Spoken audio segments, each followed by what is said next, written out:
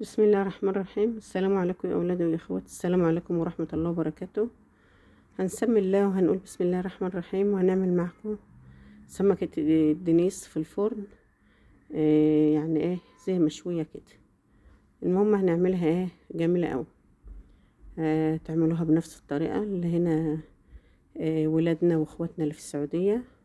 الدنيس هنا طبعا يعني ايه من السمكة المشهورة اللي بتيجي زي عندنا البلطي، احنا بنجيبه على طول. هو هنا مشهورين بالدنيس. بتعملوها بالطريقة دي جميلة أوي، بتطلع حلوة أوي بين المشوية وبين السنجاري كده. الطريقة جميلة أوي. هنا معانا الفلفل ده الحر ده، لو يعني هو ما خلاهوش حر قوي، حرارة بسيطة جدا جدا، حرارة فيه خفيفة كده. عايزين تزودوا الفلفل زودوا شوية. التتبيلة دي معتمدينها بالليمون، معتمدينها الليمون والثوم وزيت الزيتون. ضيفوا بقى اي اضافات عندكم، تحطوا الفلفل اللي انا حطيته ده، شوية كمون، شوية كزبرة، شوية بابريكا، يعني ايه شوية جنزبيل مطحونين، بهارات مشكلة. عايزين تضيفوا اي اضافات بقى ضيفوا، بس هي التتبيلة دي الاساس فيها الليمون والثوم.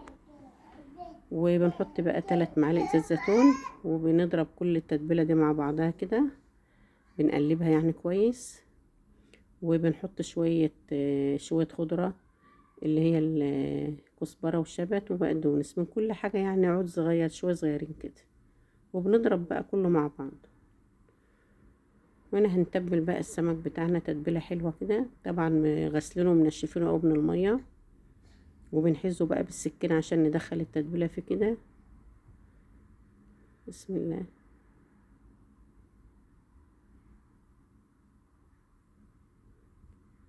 بندخل بقى ايه التتبيلة فيه.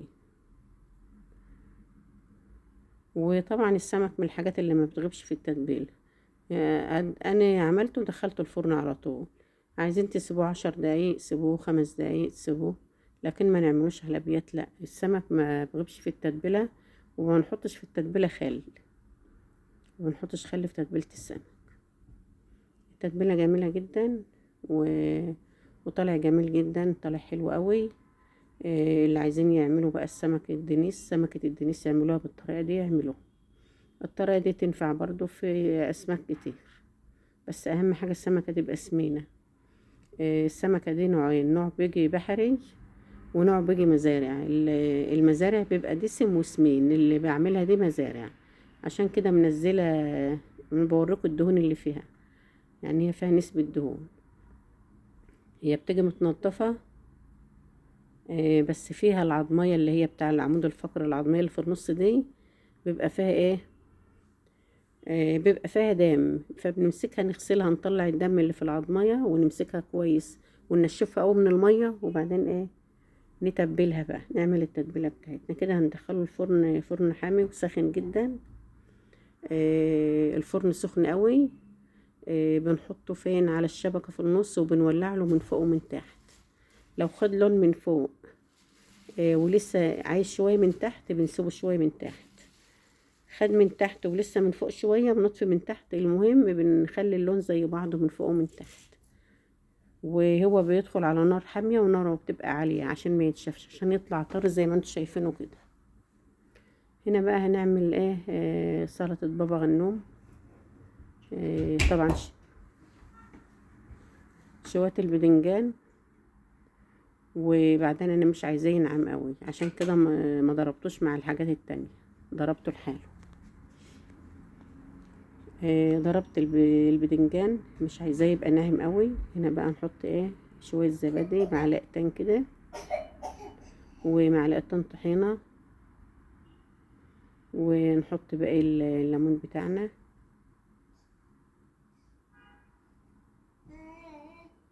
هنا حطينا التوم بقى والليمون. وكده انا لقيتها ايه جامده شويه، حطيت ايه معلقتين ميه حاره. كنت حطيت زودت البدنجان تاني، نقصه تاني، قلبته كده اهو. رجعت خدت شويه بدنجان تاني اهم دول بقى، حطيت فيهم الملح، وحطيت معلقتين ميه حاره وضربتهم تاني.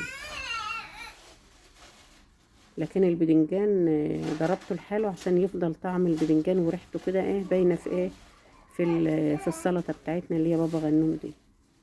كده ايه سمكها كده عاجبني كده حلو.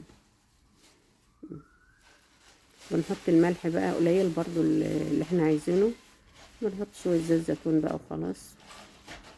وكده السلطه بتاعتنا جاهزه. ده السمك وهو طالع من الفرن طري جدا وجميل جدا، يعني مش ناشف، ملمسه حلو قوي، ملمسه طري كده وجميل. ده طبعا اتكسرت، قلت مش مشكله بقى، ده انا كده هوريهولكم.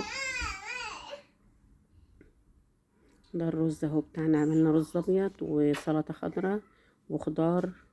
عايزين تحطوا بصل ناشف كمان مع الاكله دي يبقى حلو برضو. شايفين بقى السمكه مستويه وطريه ويعني ما هياش ناشفه كده وجميله قوي. بسم الله ما شاء الله، الف هنا والشفا.